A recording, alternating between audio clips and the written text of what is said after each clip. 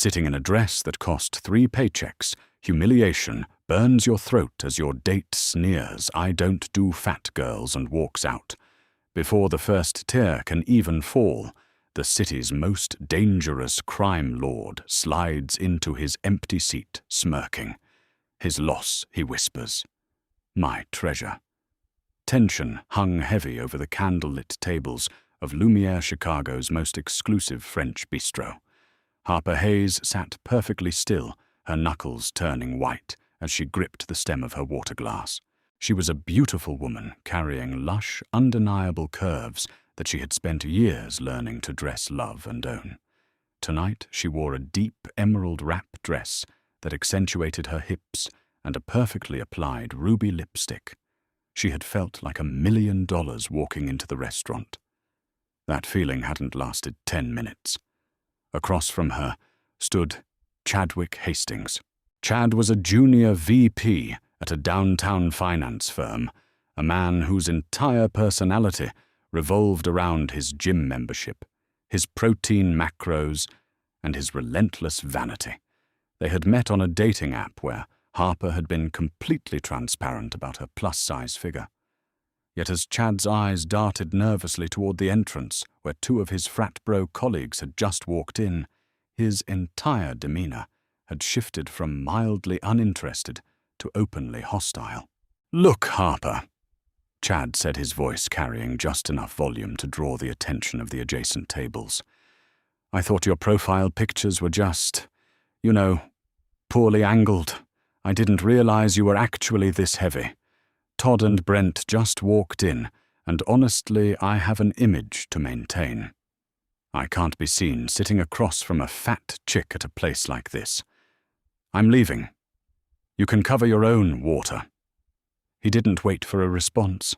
Chad tossed his napkin onto the table, adjusted his Rolex, and briskly walked out the side exit to avoid his friends. Harper sat frozen. The clinking of silverware around her seemed to amplify. She could feel the pitying stares burning into her skin. A seasoned waiter hovered near the service station, holding a menu, clearly unsure if he should approach the humiliated woman left behind at table 4. Harper's chest tightened. She took a slow, jagged breath, commanding her tear ducts to hold the line. "Do not cry in public," she told herself. "Do not let a miserable, shallow finance bro ruin your dignity." Just as she reached for her purse to make a quiet, dignified exit, the temperature in the room seemed to plummet. The low hum of jazz music and polite chatter abruptly died. Harper looked up through her lashes to see the maitre d' aggressively backing away his face, pale with raw panic. The guests at the neighboring tables immediately dropped their gazes to their plates, suddenly terrified to look anywhere else. A man was walking toward her table. He moved with the terrifying, predatory grace of a panther navigating a jungle. He wore a bespoke charcoal suit that clung to a broad, heavily muscled frame. His dark hair was immaculately styled, but it was his face that demanded attention. Sharp, aristocratic features, marred only by a thin, faded scar running along his jawline. His eyes were the color of crushed winter ice, cold and entirely uncompromising. Harper recognized him immediately. Anyone who read the local papers or worked in the city knew who he was. Nathaniel Cross. He was the undisputed head of the Cross family, a ruthless crime syndicate that had maintained an iron grip on the city's underground for 3 generations. Whispers said Nathaniel owned half the politicians in the state, and that crossing him resulted in a permanent watery grave in Lake Michigan. To Harper's utter bewilderment, Nathaniel Cross didn't walk past her. He stopped right at table 4. Without breaking eye contact with Harper, Nathaniel reached out and pulled back the heavy mahogany chair Chad had vacated just moments prior. He sat down, unbuttoning his suit jacket with fluid elegance, and crossed one long leg over the other. Behind him, a hulking man with a broken nose, his right-hand enforcer Declan, took up a silent post near the pillar, crossing his arms and glaring at anyone foolish enough to stare. "You're breathing perfectly fine, yet your heart is beating like a trapped bird," Nathaniel observed. His voice was a rich, dark baritone that sent an involuntary shiver down Harper's spine. "Don't let a coward steal your peace." Harper swallowed hard, her throat dry. "I think you have the wrong table, mister. Cross." Nathaniel's lips curved into a faint, dangerous smirk. "I never sit at the wrong table, Miss Hayes." Harper blinked, shock momentarily replacing her lingering humiliation. "You know my name. I make it my business to know everything that happens in my city," Nathaniel replied smoothly. He raised 2 fingers. The maître d' practically sprinted over a bottle of Dom Pérignon, already in his trembling hands. Nathaniel didn't even look at the man as the champagne was poured. "I saw what just happened," Nathaniel continued, his icy eyes locking onto Harper's warm brown ones. He leaned forward slightly, the scent of expensive sandalwood and dark tobacco wafting across the table. "I watched a pathetic weak boy run away from a queen because he was terrified of her substance." Harper's cheeks flushed hotly.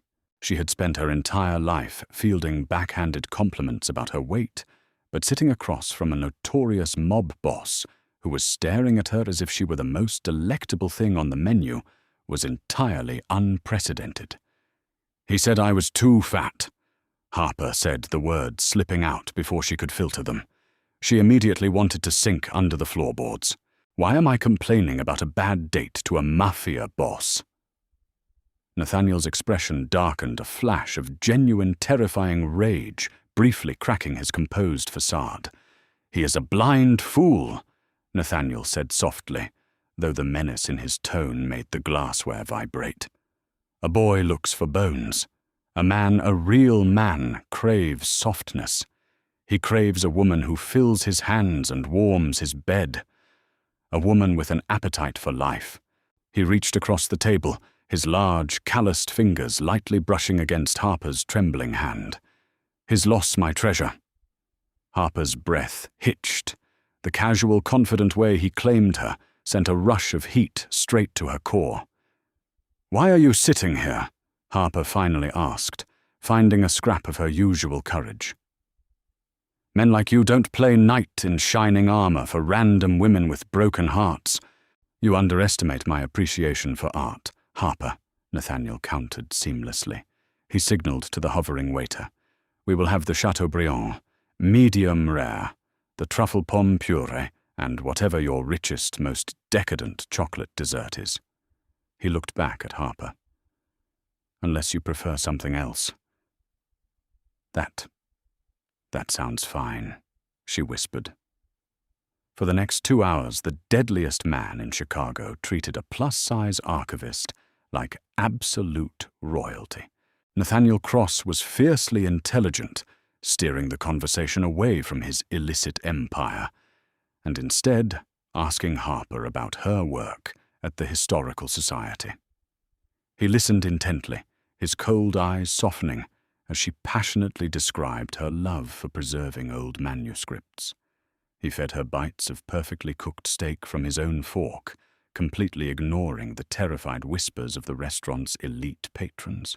By the time the chocolate soufflé arrived, Harper had entirely forgotten about Chadwick Hastings. She was intoxicated, not by the champagne, but by the sheer overwhelming gravity of Nathaniel Cross's attention. As the evening drew to a close, Nathaniel stood and offered her his arm. "Allow me to escort you home." Harper knew the smart thing to do was to politely decline, call an Uber, and never look at a man connected to organized crime again. But as she looked at Nathaniel's extended arm, she realized she was done playing it safe. She slipped her hand through his arm, leaning into his solid warmth. "I'd like that." The cool Chicago wind whipped through Harper's hair as they exited Lumiere. Waiting at the curb was a massive armor-plated Lincoln Navigator, idling with a low, menacing growl. Declan immediately stepped forward, opening the heavy rear door and offering Harper a respectful nod, a stark contrast to the way Chad had treated her just hours ago. Harper slid into the plush leather interior, Nathaniel following closely behind her. The cabin was a cocoon of luxury, insulated perfectly from the noise of the city. As the SUV pulled seamlessly into the traffic, heading toward Wicker Park, the reality of the situation began to settle over Harper. She was sitting in the back of a mob boss's car. "You're overthinking," Nathaniel murmured, breaking the quiet. He reached into a concealed compartment, withdrawing a crystal decanter of amber liquid. He poured a small amount into a glass, swirling it thoughtfully. "I can hear the gears grinding in your head from over here." Harper turned to face him, the dim streetlights illuminating the sharp angles of his face. "Can you blame me? 2 hours ago, I was just a girl getting publicly dumped. Now I'm in a bulletproof SUV with Nathaniel Cross. Forgive me if I'm trying to figure out the catch." Nathaniel took a slow sip of his bourbon. He let out a dark, velvety chuckle that rumbled in the small space. "You are refreshingly blunt," he noted, his eyes trailing down the curve of her throat to the swell of her cleavage before returning to her eyes. "There is no catch, Harper. But there is a truth." He set the glass down and shifted closer to her, the sheer size of him making the spacious back seat feel suddenly intimate. "I was not at Lumiere by accident tonight," Nathaniel confessed softly. "I was there for Chadwick Hastings." Harper froze, her eyes widening. "Chad, what does a mid-level finance bro have to do with your business?" "Your charming date." Nathaniel said the word charming, dripping with venom, as a side hustle. "For the last 6 months, he has been acting as a digital launderer for one of my legitimate shell companies. He was supposed to be moving money through offshore crypto exchanges. Instead, the greedy little idiot thought he was smarter than the Cross family. He started skimming." Harper gasped, her hands flying to her mouth. "He stole from you $3 million. Nathaniel confirmed, his face entirely blank, which was somehow more terrifying than if he had looked angry. "My men finally traced the missing funds this morning. I knew he had a reservation at Lumiere tonight. I went there to personally drag him out by his collar, strip him of everything he owns, and teach him the consequences of stealing from me." Harper felt a sudden icy knot of dread form in her stomach. But you didn't. You let him walk away." Nathaniel reached out, his knuckles lightly grazing Harper's soft cheek. The contrast between his lethal reputation and his gentle touch made her breath catch. "I walked into that restaurant ready to break his legs." Nathaniel admitted, his voice dropping an octave. "And then I saw him sitting across from you.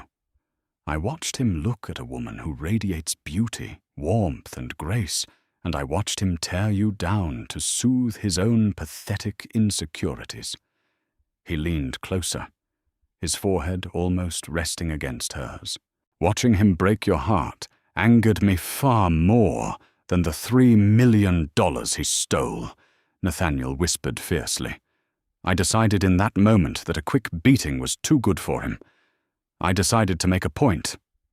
The SUV smoothly rolled to a stop in front of Harper's modest apartment building.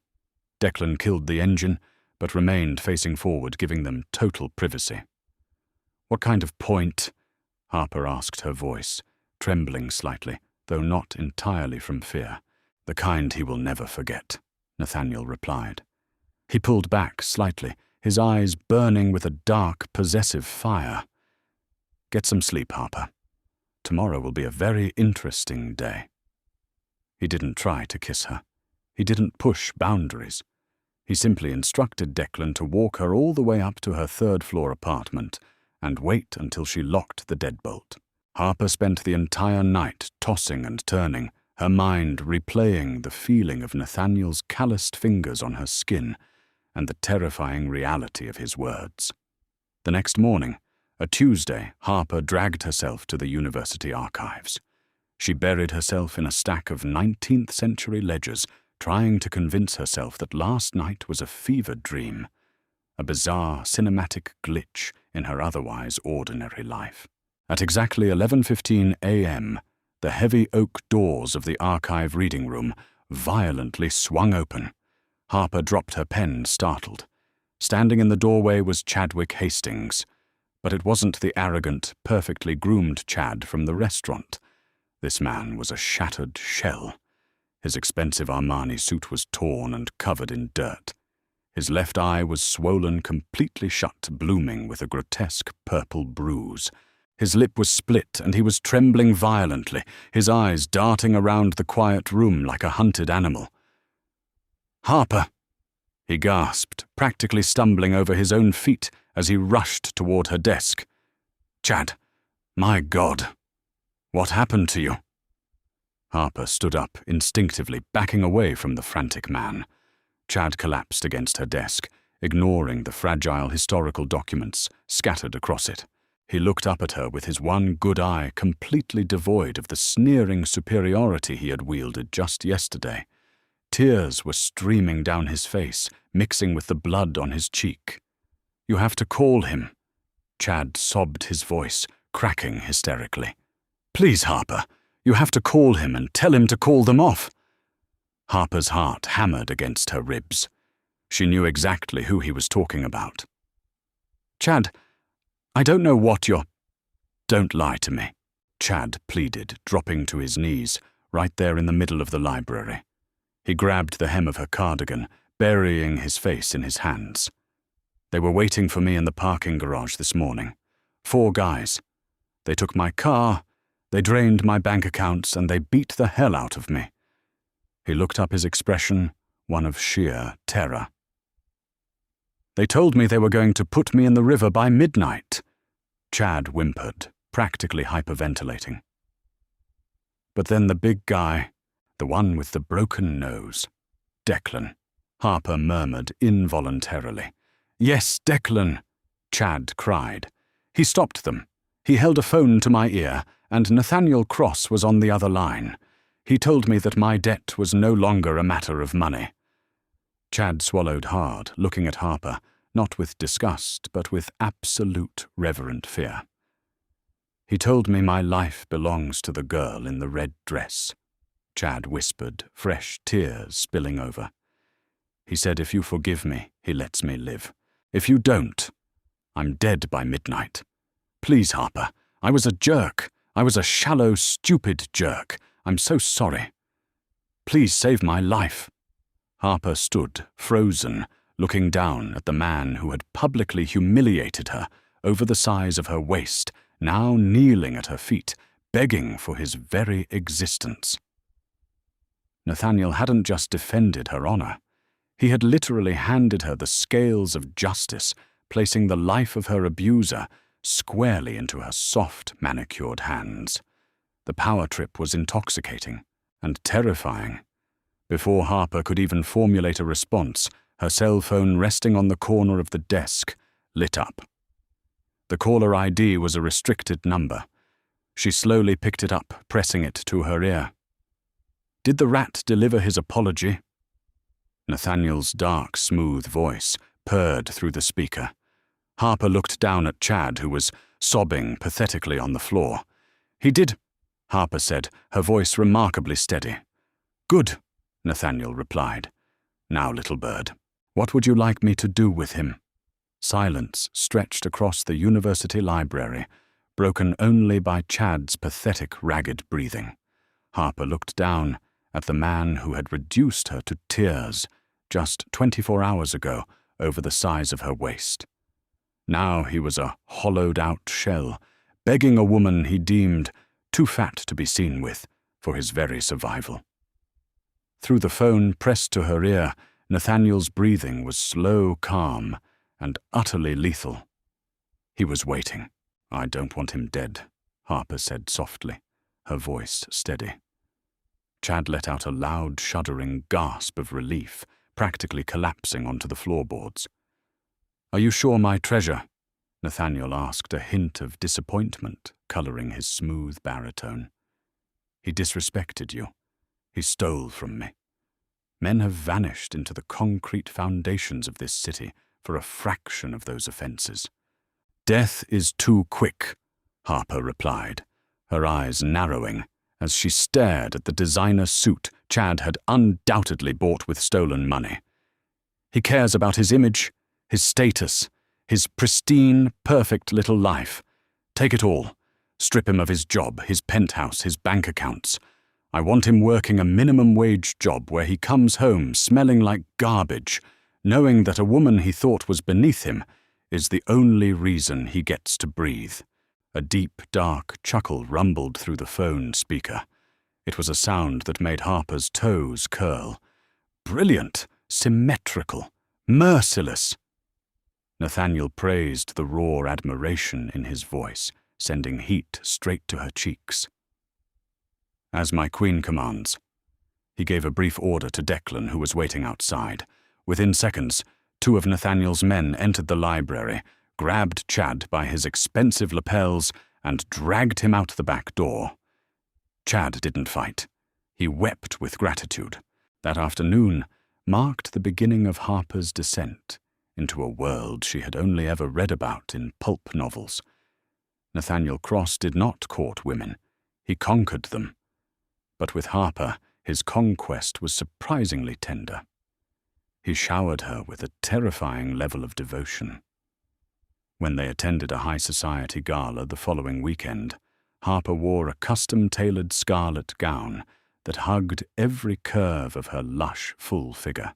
Whenever a socialite or a corrupt businessman dared to cast a questioning glance at the mob boss and his plus-size companion, a single icy glare from Nathaniel was enough to make them look away in sheer terror.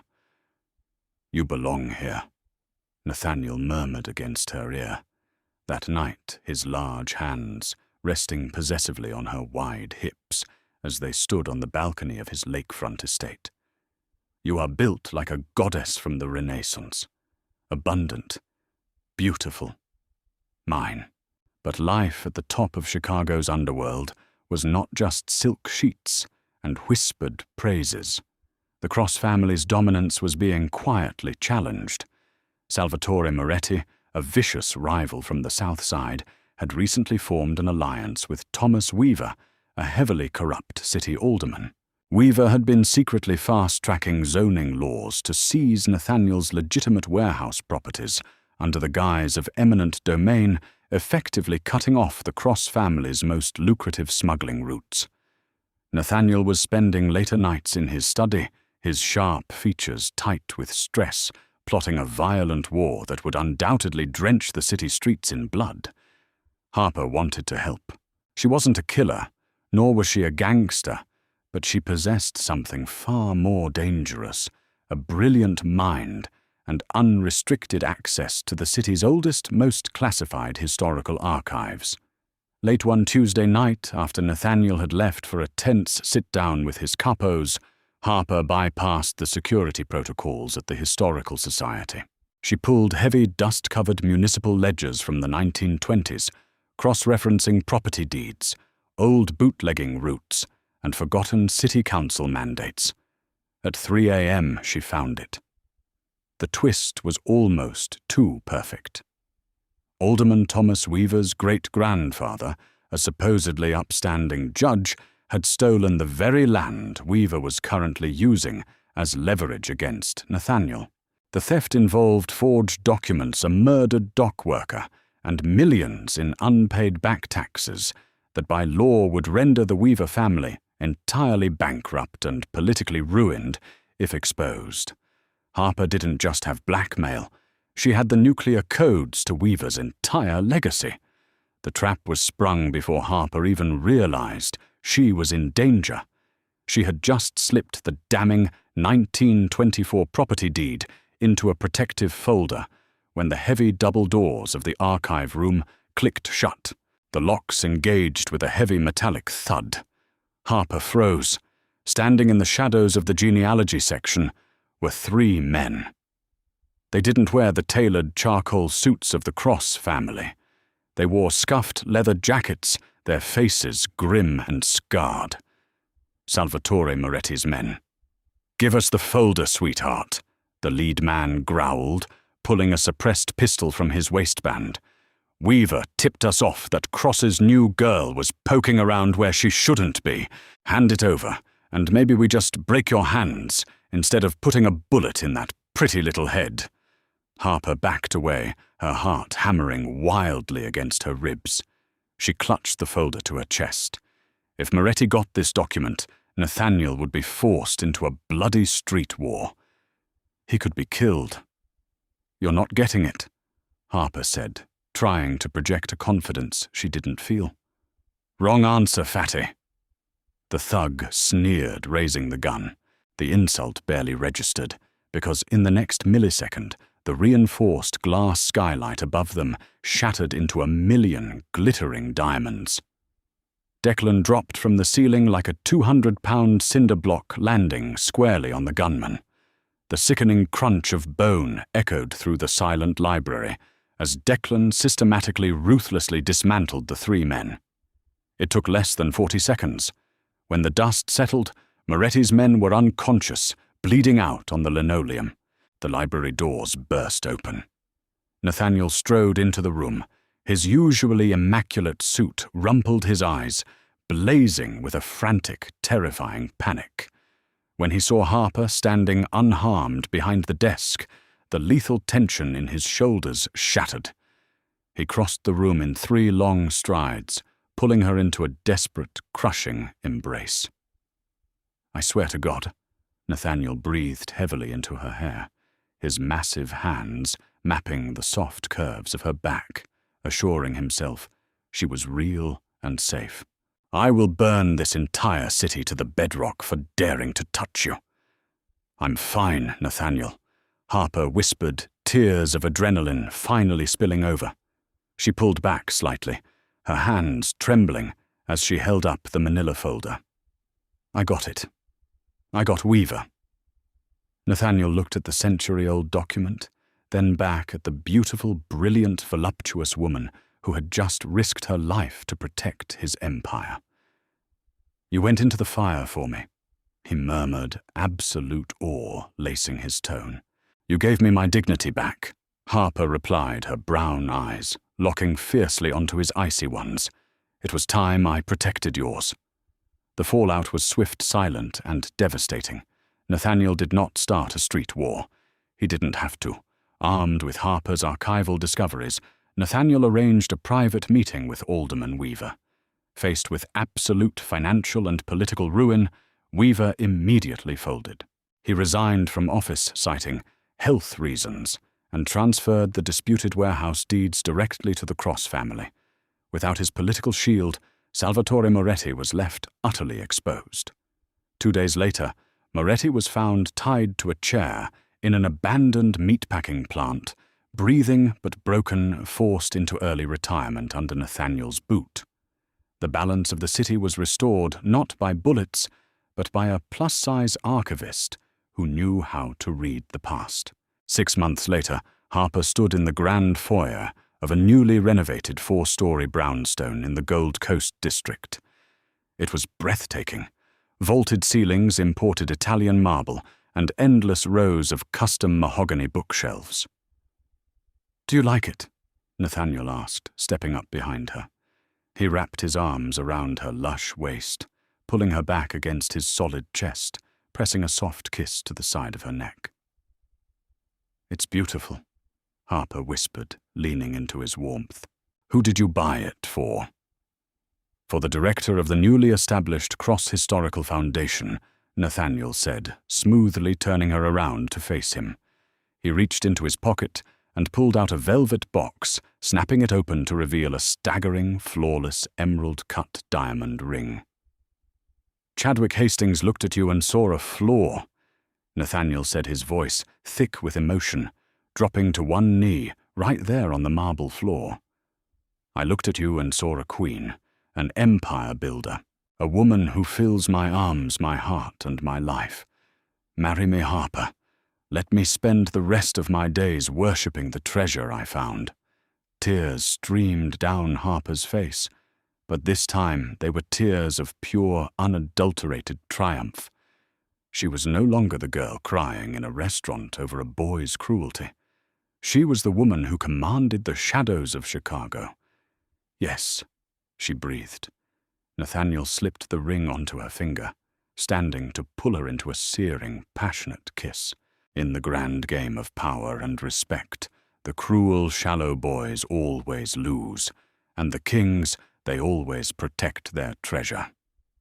If this story of sweet revenge and mafia romance kept you on the edge of your seat, hit that like button, subscribe to our channel for more thrilling, real-life inspired dramas where queens get the respect they deserve and the bad boys fall hard. Don't forget to share this video with your friends and drop a comment below. What would you have done to Chadwick ring the notification bell so you never miss a chapter of our daily stories?